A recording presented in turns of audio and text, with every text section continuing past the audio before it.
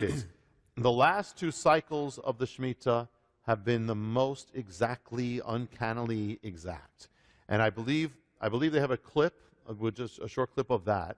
If it's clip number 3, I think, but it's of the last growing manifestations, if they have that. The collapse reaches its peak at the end of September 2008, with what becomes the greatest single-day crash in Wall Street history. That morning, in the New York Stock Exchange, the opening bell refuses to sound. Even Wall Street takes it as an omen. The stock market crashes over 700 points. On what date did the greatest crash in Wall Street history take place? It is September 29th, 2008. But the ancient biblical calendar holds a different name. The greatest stock market collapse in world history takes place on the 29th day of Elul, the exact day appointed from ancient times for the nullifying of the financial realm, the wiping out of financial accounts. Elul 29, the day of the Shemitah, the sign of judgment against a nation that has driven God out of its life. The judgment that specifically strikes the nation's economic and financial realm. The two greatest collapses in stock market history up to those dates each took place on the same exact day on the ancient biblical calendar. And they just happened to each take place on the precise biblical day that's specifically ordained to touch the nation's financial realm and to wipe clean its financial accounts from ancient times, the day of financial nullifying. And it's not only Elul 29, but it can only be one Elul 29 in 7 years that can constitute the day of the Shemitah, the day of nullification. So on which Elul 29 did the greatest stock market collapse take place in the year 2008? It happened on the once in 7 years Elul 29, the exact one that constitutes the day of the Shemitah, and the greatest crash of 2001. When did it take place? It happened on the once in 7 years Elul 29 that also constituted the Bible's day of the Shemitah.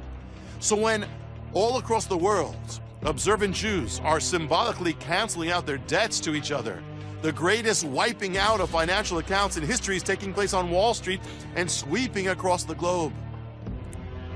According to the ancient mystery, the financial nullification has to take place 7 years apart from the one before or after.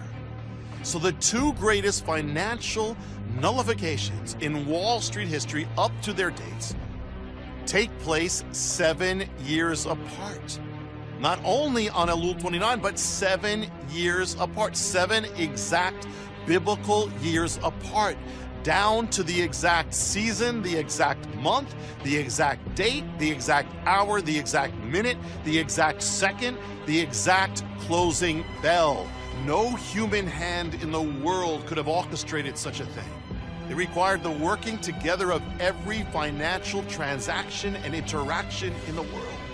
It even required that 9/11 had to have happened exactly when it did, as it was 9/11 that caused Wall Street to collapse in 2001 on the exact ancient appointed day.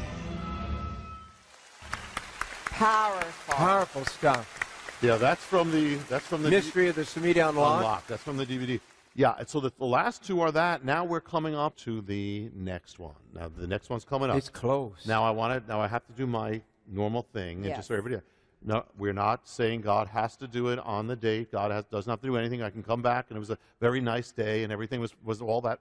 But it could, and I believe we should be ready. But either way, if it happens then or later, I believe strongly a very great shaking is coming to this nation that will involve the financial realm, economic realm, and more than that, even to changing courses of history. So it could begin here or whatever, but we need to be ready. So now when's it going to happen? It's going to happen, Elul 29 falls on September 13th. September 13th is Sunday. There's no market open. But the last day that the market is open, that will be frozen at this date, will be the date of 9/11.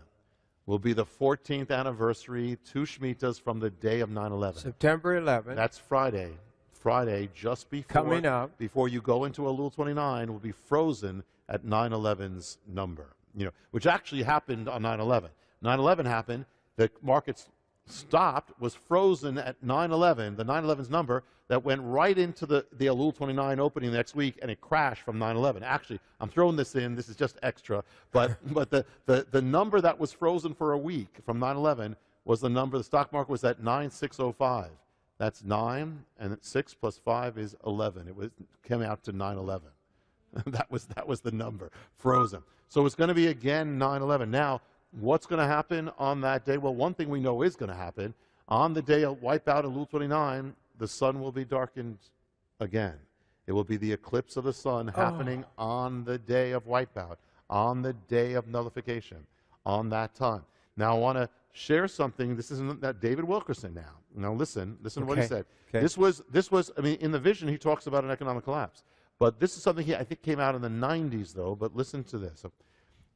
He says, soon a European or North African or Eastern nation is going to default in its international loan.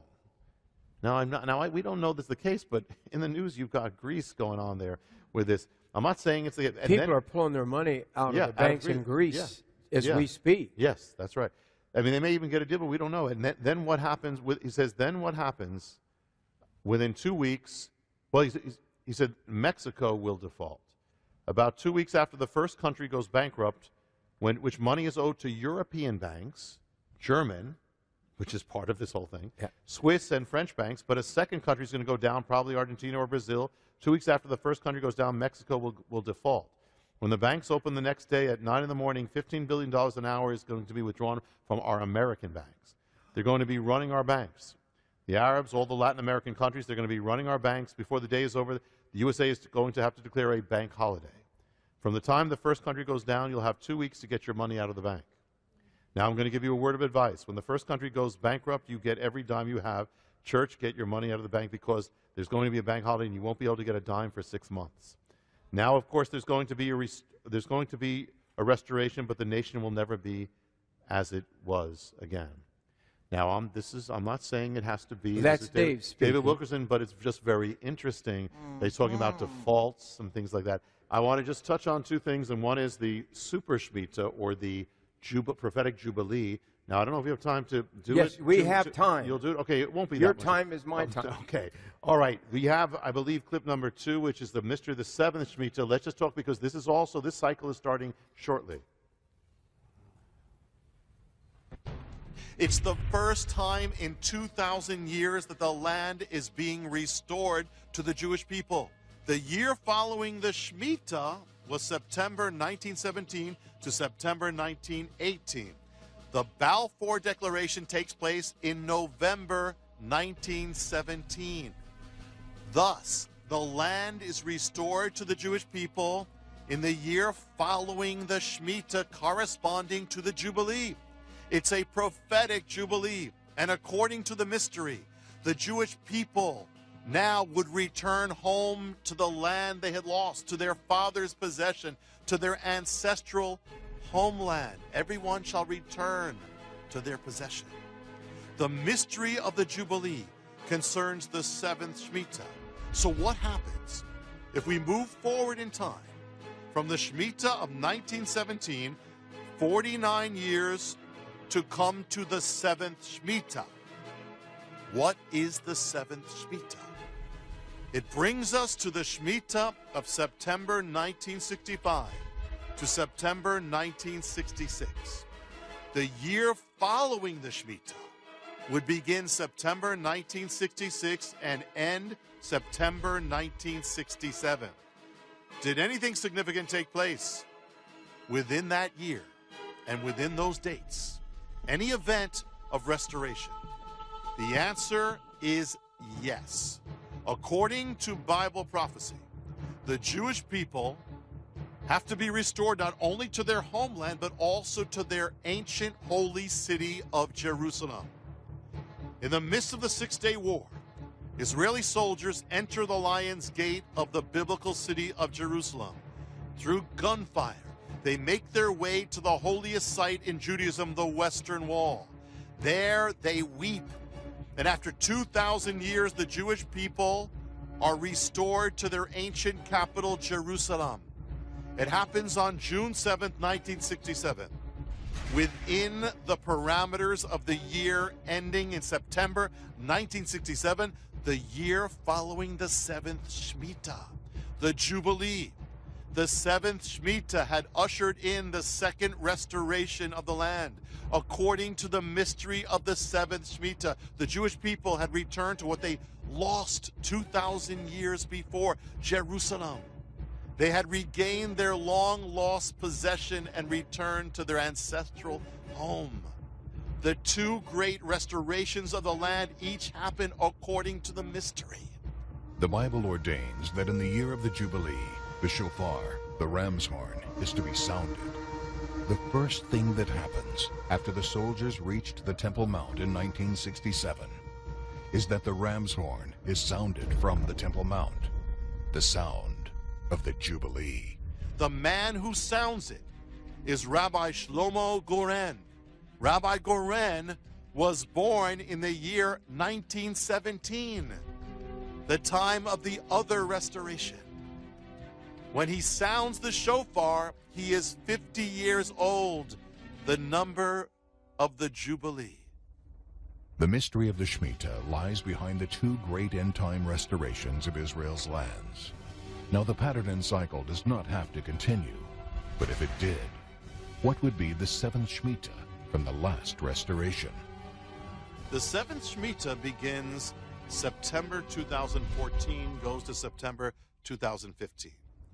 The year following the seventh Shemitah is that of September 2015 to September 2016.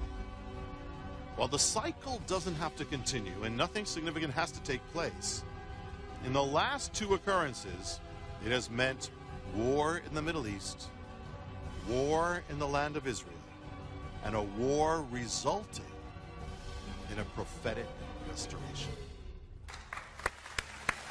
Wow. I show this for this reason, that it's not only the climax of the Shemitah, it's also the beginning of what you could call the Super Shemitah, or the prophetic Jubilee.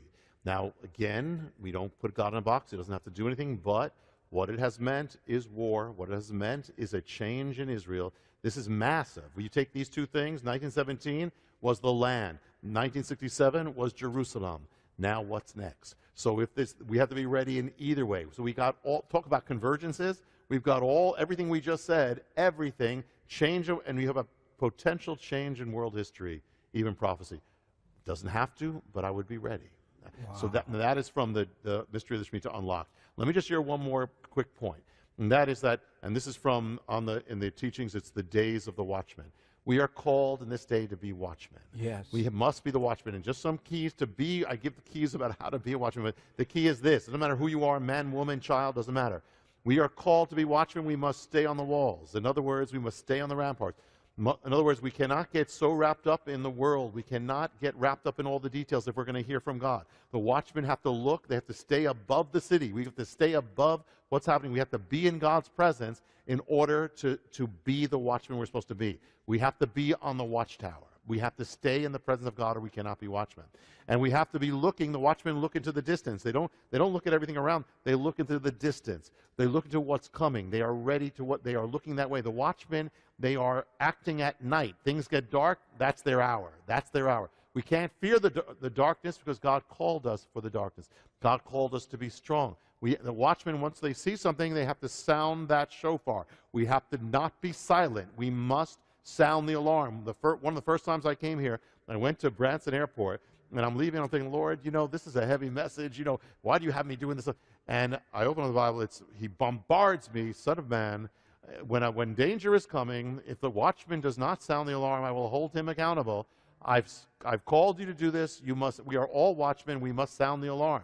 God has called us to be faithful on the walls. And faithful, and that means we have to be in the presence of God. He will not only keep us, but we will